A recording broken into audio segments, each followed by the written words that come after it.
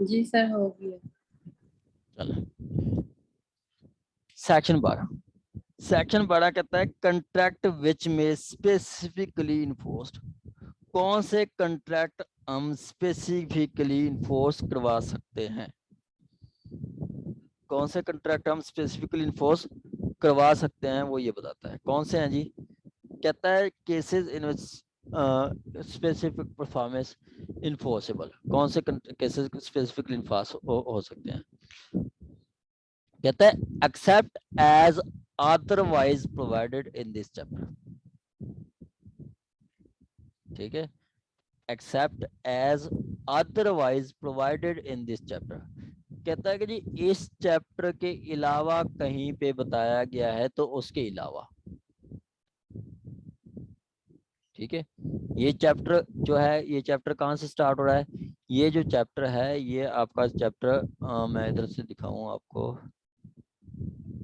ये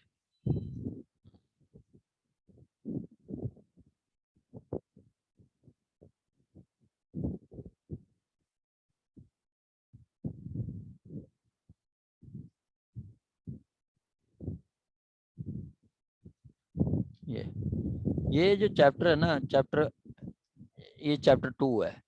ठीक है, ये चैप्टर 2 12 से आपका सेक्शन 30 तक है। ये इस चैप्टर की बात कर रहा है। ठीक है, ये कहाँ से कहाँ स्टार्ट हो रहा है? 12 से चैप्टर 12 से सेक्शन 30 तक जाता है।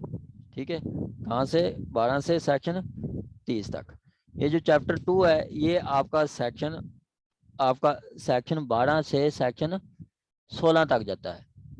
ओ सॉरी 30 तक, 12 टू 30, 12 से 30 तक ये सेक्शन जाता है। ठीक हो गया।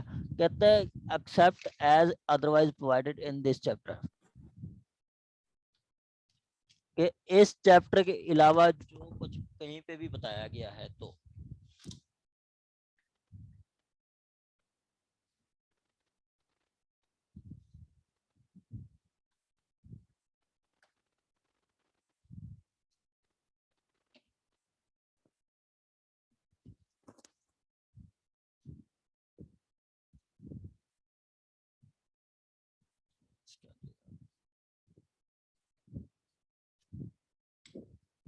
ये जो चैप्टर 2 है ये आपका है सेक्शन 30 तक।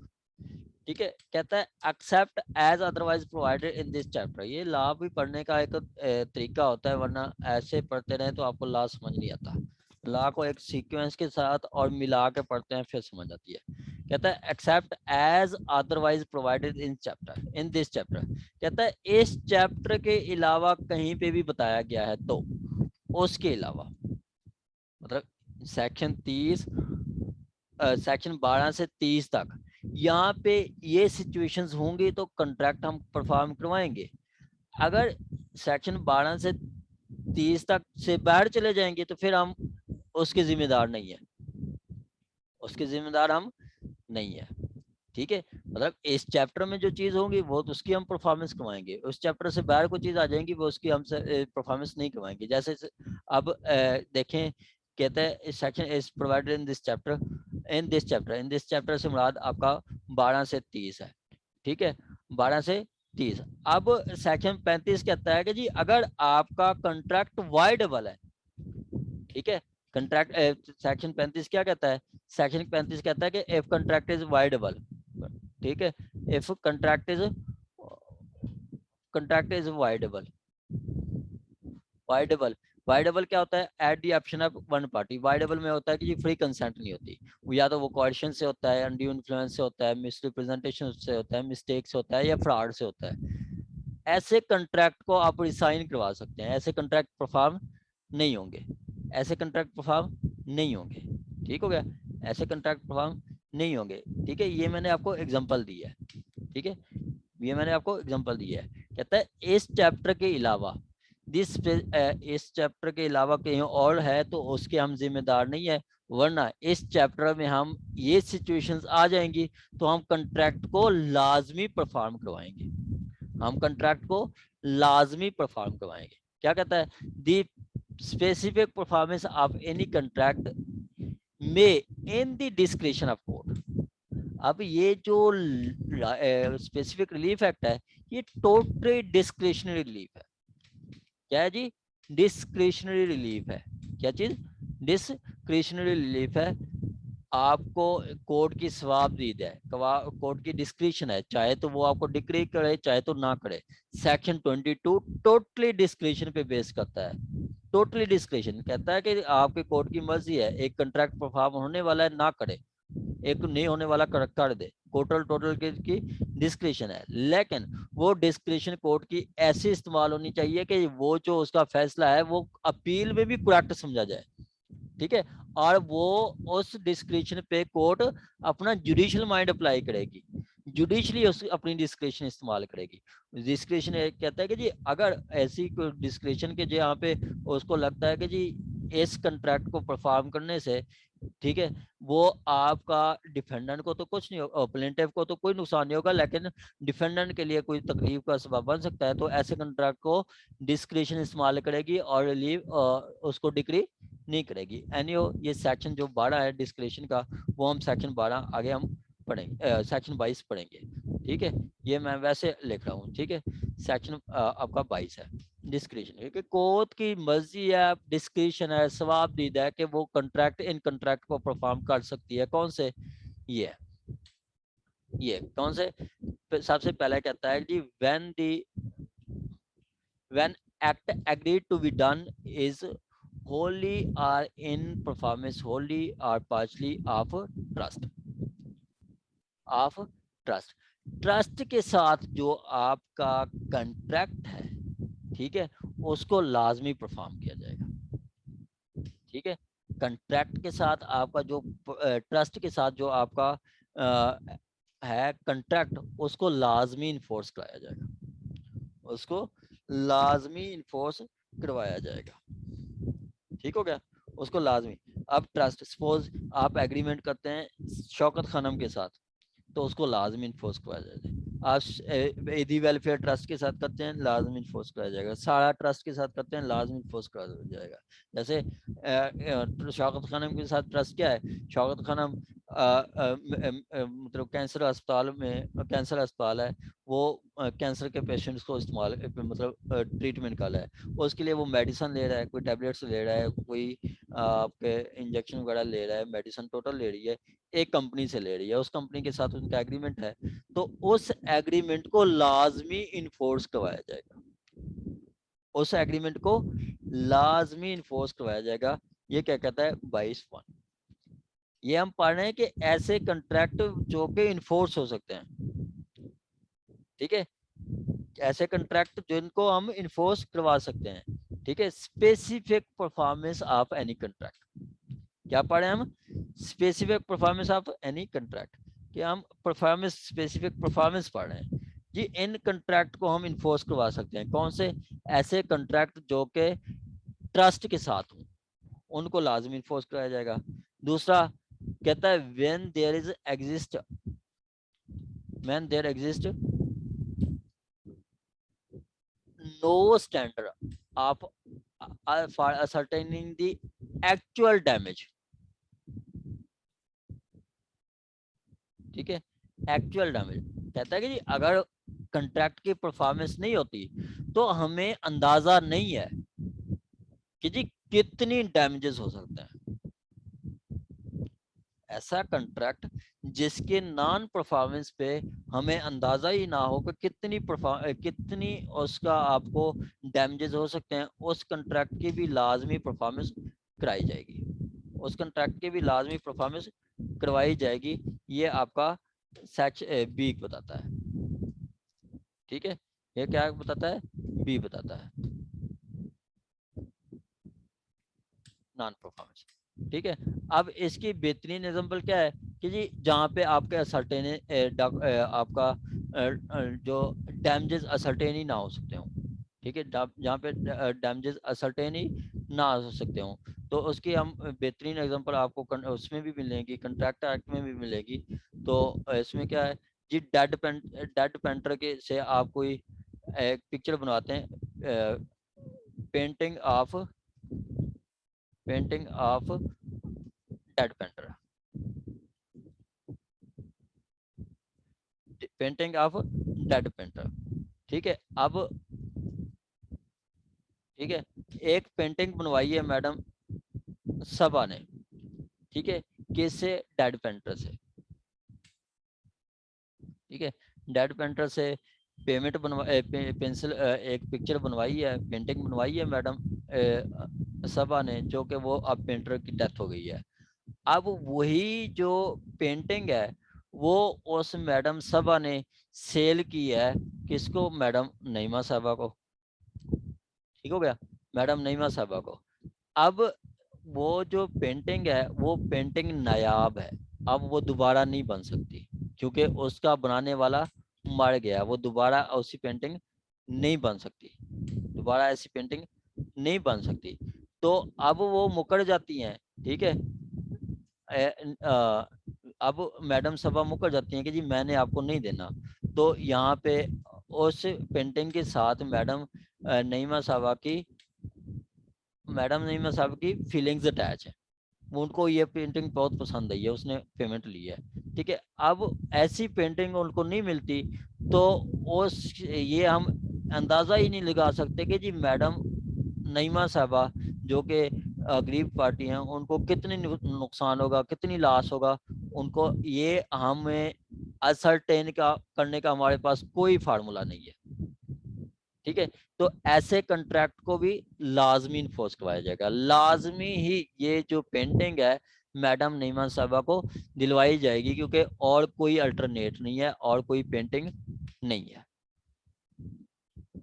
सर यानी कि जिस चीज का फिजिकल लॉस मेजर ना किया जा सके, ऐसी जी चीज। जी, बिल्कुल बिल्कुल बिल्कुल, जिस चीज का लॉस डैमेज करने का असरटेन करने का कोई फार्मूला ही ना हो, जहाँ पे आपको पता ही नहीं चल रहा कि जी इस अगर परफॉर्मेंस ना होगी तो इसको कितनी नुकसान होगा, इसको कितनी मतलब इसका लॉस होगा, कितनी इसकी रिप्यूट जाएगी, कितनी इसको मतलब सफर करना पड़ेगा, कितनी इसको नुकसान हो सकता है। जहाँ पे ऐसा कोई फार्मूला ना हो असरटेन करने का, तो ऐसे कॉन्ट्रैक्ट को लाजमी परफॉर्म किया जाए।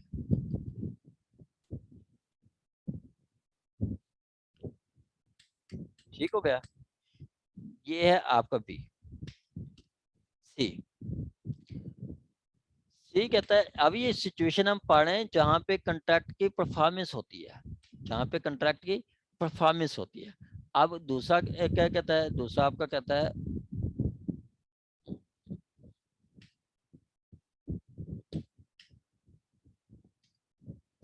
ठीक है, क्या कहता है? कहता है when the third one, when the act agreed to be done is such that pecuniary compensation, pecuniary compensation आपका इज फाइड स्नान परफॉर्मेंसेस वोट, पेक्यूनियरी कंपनसेशन आप ऐसे ही लिख लें, pecuniary compensation would not afford adequate relief, जहाँ पे आपका जो माली मुआवजा है वो आपका एडिक्वेट रिलीफ नहीं है।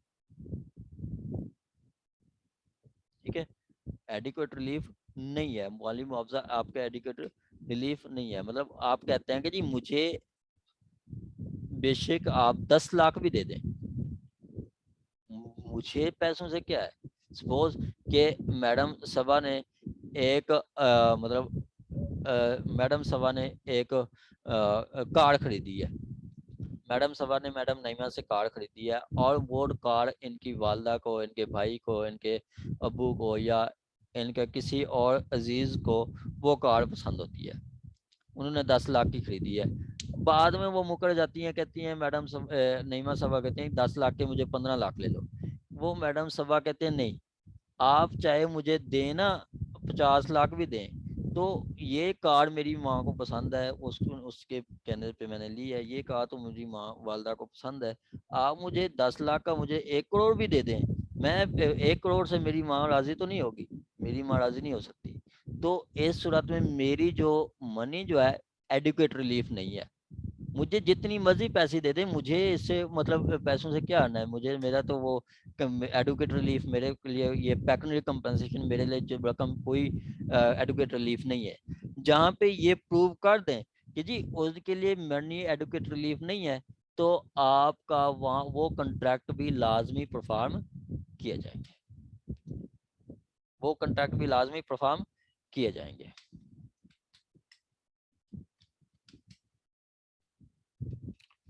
ठीक हो गया।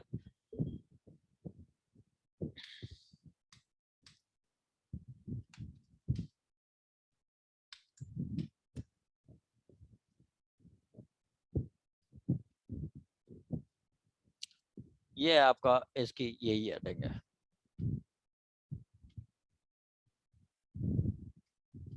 ठीक है, pecuniary compensation is not adequate relief. अब फोर्थ वन क्या है?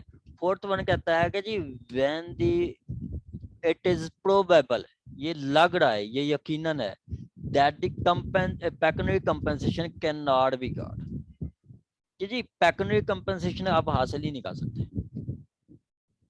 ठीक है, पेक्यूनियरी कंपनसेशन आप हासिल ही नहीं कर सकते। ठीक है, तो ऐसी सूरत में भी कंट्रैक्ट आप परफॉर्म लाजमी करवाया जाएगा। ऐसी सूरत में भी कंट्रैक्ट परफॉर्म लाजमी करवाया जाएगा। ये बता रहा है आपका सेक्शन ई। ये क्या रहा है? ये सेक्शन ई क्या कह रहा है?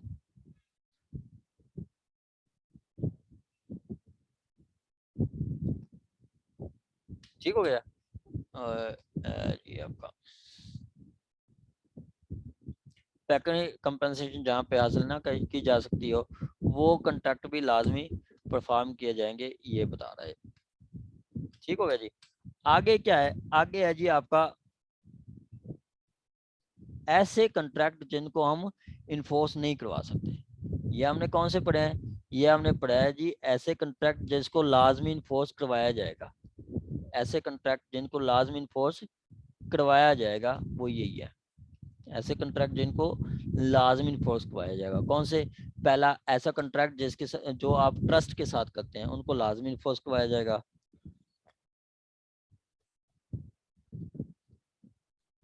दूसरा, ऐसे कंट्रैक्ट जहां पे आपका एक्चुअल डैमेजेस को असरटेन ही ना कर सकते हो।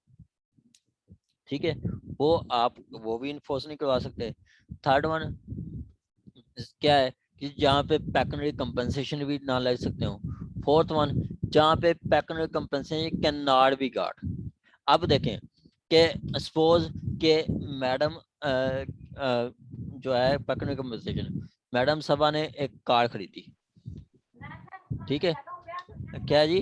मैडम सभा ने मैडम इससे नईमा से एक कार खरीदी 10 लाख की।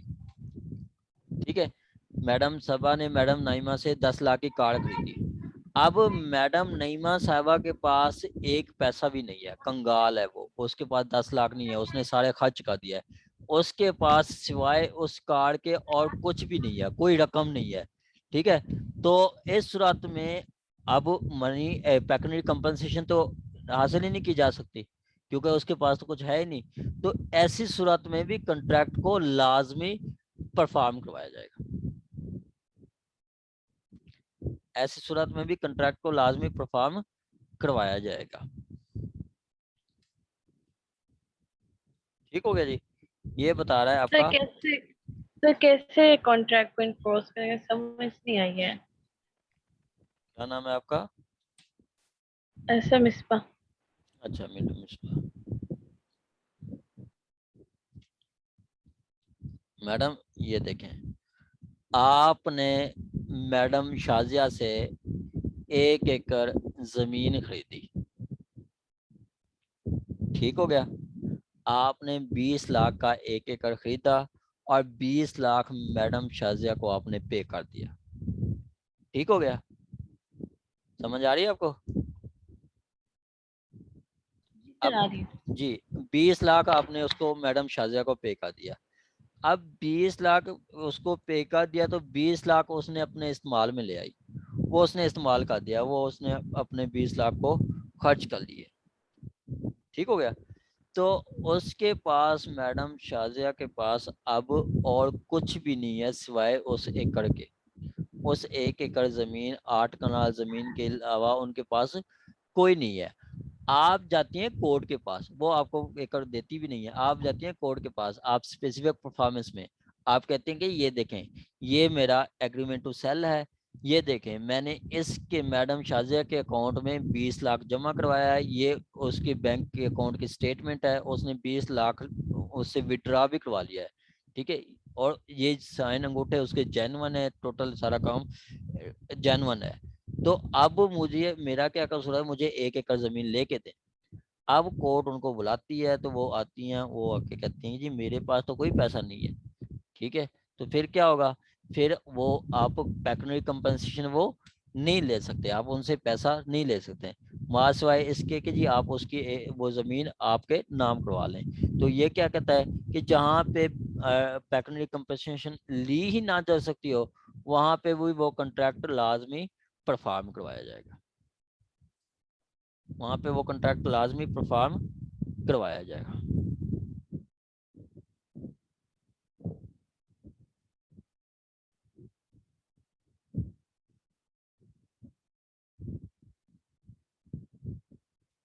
जी मैडम, समझ आ गई है। चलें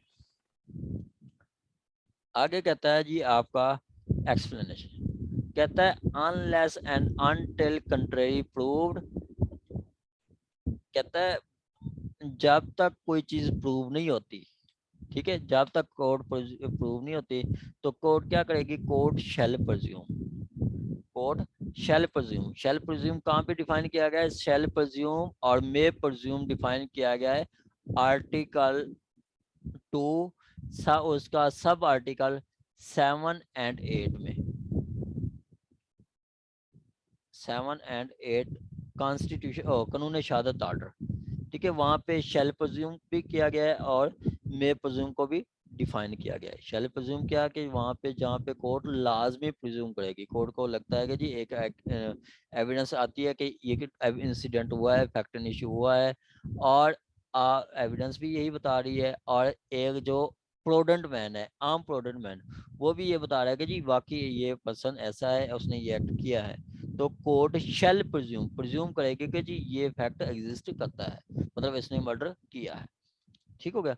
तो वहां पे शेल, अब यहाँ कहता है कि जी जब तक प्रूव नहीं होता, court shall presume that the breach of contract to transfer immovable property can not be adequately relieved by the compensation in money, ठीक है, कहता है जब तक आपका स्पेसिफिकली प्रूव नहीं मतलब प्रूव नहीं होगा, तो कोर्ट क्या करेगी, कोर्ट प्रज्यूम करेगी कि आपका जो क्या है ये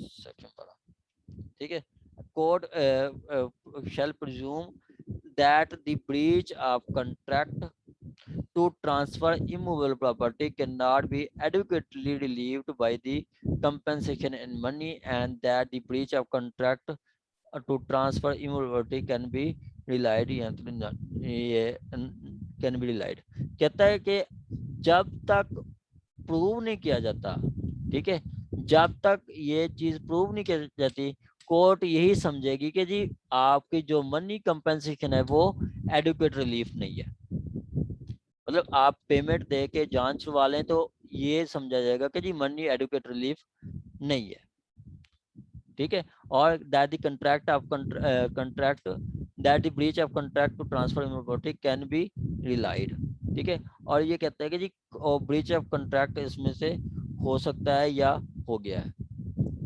सिंपली आपने आप सपोज कि मैडम सबा ने मैडम नायला से एक कार खरीदी है, ठीक है, अब मैडम सबा कह दे मतलब मैडम नायला कह दे कि जी आप मुझसे 10 लाख जो मेरे कार के दिए हैं वो मुझसे वापस ले ले, ठीक है, तो कोर्ट क्या प्रिज्यूम करेगी, कोर्ट ये प्रिज्यूम करेगी कि जी मनी एडवोकेट रिलीफ नहीं है जब तक उसको प्रूव ना किया जाए। बस ये जो डी के लिए है, ये एक्सप्लेनेशन के लिए है फॉर डी,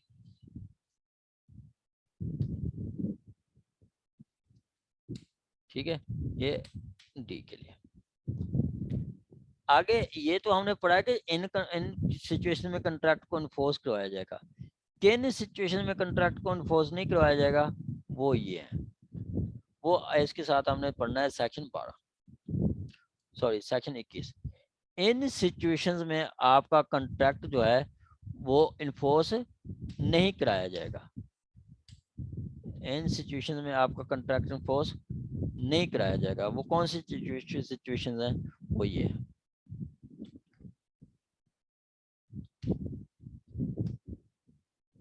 वो कौन सी सिचुएशन है, वो ये है जी। इन सिचुएशंस में हमने पहले तो हमने पढ़ा है, 4 चीजें पढ़ी हैं कि जी कंट्रैक्ट है ट्रस्ट के खिलाफ, हम लाजमी परफॉर्म करवाएंगे। ट्रस्ट में आपका एक्चुअल डैमेजेस सर्टेन ही ना हो सकते हो, हम लाजमी परफॉर्म करवाएंगे। ठीक है, कंट्रैक्ट में अगर मनी एडुकेट रिलीफ नहीं है, हम लाजमी परफॉर्म करवाएंगे। कंट्रैक्ट में मनी हम ले ही नहीं सकते, हम लाजमी परफॉर्म करवाएंगे। ये हमने पढ़ा है सेक्शन 12 में। अब 12 का ये उलट है 21। ठीक है, 12 का ये 21 क्या है, ये उलट है। ये क्या कहता है, कहता है कि जी इन सिचुएशन में हम कंट्रैक्ट परफॉर्म नहीं करवाएंगे। इन सिचुएशन में हम कंट्रैक्ट परफॉर्म नहीं करवाएंगे। वो कौन सी सिचुएशन है, वो 21 में डिफाइन करता है। कौन सी है वो डिफाइन करता है।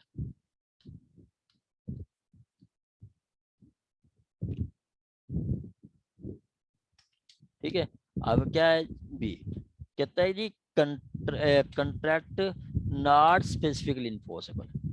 ऐसे कंट्रैक्ट जिनको स्पेसिफिकली इन्फोर्स नहीं कर सकते, ऐसे कंट्रैक्ट जिनको इन्फोर्स नहीं कर सकते, वो कौन से हैं, ये लिस्ट बताता है।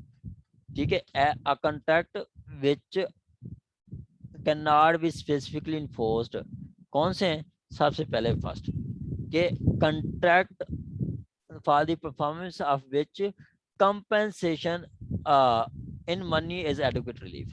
जहाँ पे पैसों से आपका अजाला हो सकता है, ऐसे कंट्रैक्ट को परफॉर्म नहीं किया जाएगा। जहाँ पे मनी एडुकेट रिलीफ है, उन कंट्रैक्ट को परफॉर्म नहीं किया जाएगा। ठीक हो गया। दूसरा कहता है जी a contract which run into such numerous detail. अब ये जो इस बी है, इसको हम डिवाइड करेंगे, इसको हम डिवाइड करेंगे। ठीक है, इसको हम डिवाइड करेंगे। आपका पहला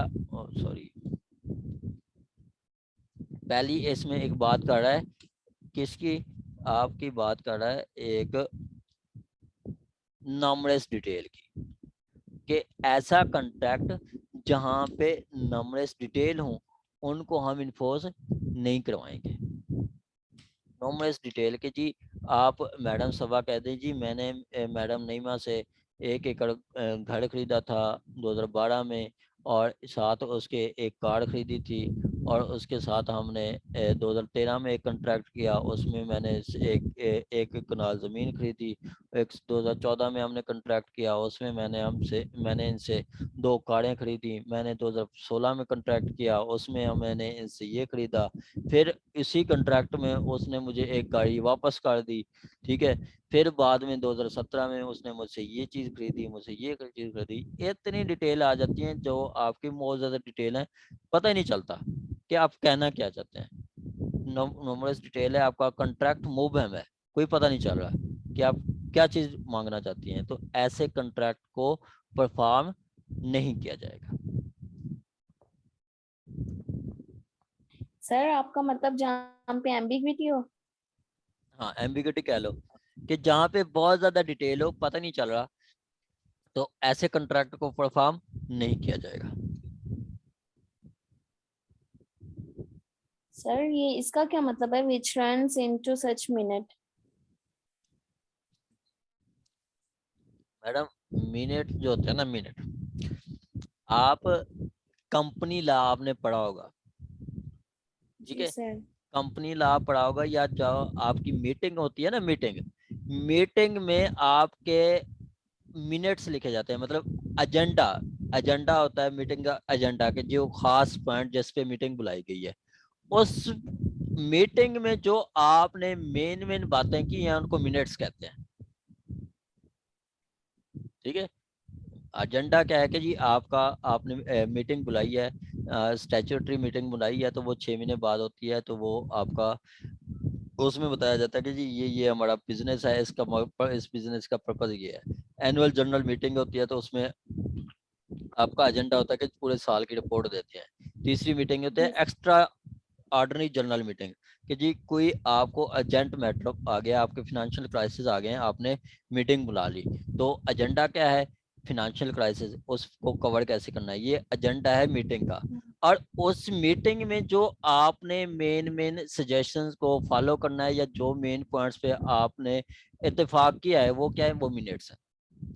ठीक है, contract which run into minute मतलब जो मेन पॉइंट्स हैं, जैसे आपने कहा कि कार, आपने कहा एक घर, आपने कहा एक कार, आपने कहा 2 गाड़ियां, ठीक है, ये क्या मिनट्स हैं, आर नंबरस डिटेल। ठीक है, दूसरी आ जाती है नंबरस डिटेल। ठीक हो गया, दूसरी आ जाती है नंबरस डिटेल। ठीक है, आगे फिर एक और बात करता है, or which is so dependent on the contract, ये फिर एक और बात करता है। ठीक है, वो क्या है, वो करता है आपकी कि जी अगर आपका ये रन करता है पर्सनल क्वालिफिकेशन पे, रन करता है आपका कंट्रैक्ट पर्सनल क्वालिफिकेशन पे। ठीक है, तो उसको भी हम इन्फोर्स नहीं करवाएंगे। ठीक है, आपका कंट्रैक्ट रन करता है किस पे, पर्सनल क्वालिफिकेशन। अब पर्सनल क्वालिफिकेशन क्या, कि एक सिंगर है, आतिफ असलम है, आतिफ असलम ने पीसी वालों के साथ आप कंट्रैक्ट किया कि जी मैं न्यू ईयर नाइट पे आपके होटल पे आके परफॉर्म करूंगा। ठीक हो गया, अब उन्होंने एक फंक्शन रखा, पीसी वालों ने अपनी टिकट्स बुक करा दी, सारा कुछ कर दिया, तो बाद में न्यू ईयर नाइट पे आतिफ असलम उनके पास नहीं जाते। ठीक है, तो वो कोर्ट में चले जाते हैं, कहते हैं कि उस रात पे नहीं आए तो दूसरी रात इसको हमारे पास भेजें। ठीक है, आतिफ असलम को, तो कोर्ट उनको उसकी पर्सनल क्वालिफिकेशन, पर्सनल मतलब उनका जो हुनर है उसके लिए इन्फोर्स नहीं कर सकती कोर्ट। आतिफ असलम को स्पेसिफिकली ये नहीं कह सकती कि लाजमी उस पर इन्फोर्स करो, मतलब उस पे के पास जाके गाएं। हाँ, लेकिन ये है कि जी आप आतिफ असलम को कोर्ट ये रिस्ट्रेन कर सकती है कि जी उस रात आपने इस होटल इस बैंक मतलब इस होटल पे जाके परफॉर्म नहीं करना, तो उस रात आप किसी दूसरी जगह पे भी परफॉर्म नहीं कर सकते। रोक सकती है, लेकिन जबरदस्ती उससे पर्सनल क्वालिफिकेशन नहीं ले सकती। ठीक है, जैसे मुझे एक एकेडमी कहती है कि जी आप मेरे पास आके पढ़ाएं। ठीक है, मैं कहता हूँ ठीक है मैं पढ़ाता हूँ, ठीक है, फिर मैं नहीं जाता, तो वो एकेडमी स्पेसिफिकली मुझे इन्फोर्स, ये कंट्रैक्ट इन्फोर्स नहीं करवा सकती कि जी लाजमी मैं जाके उनके पास पढ़वाऊँ। ठीक है, हाँ, लेकिन वो ये कह सकते कि इतनी देर तक वो जफर साहब किसी कहीं पे पढ़ाएंगे नहीं।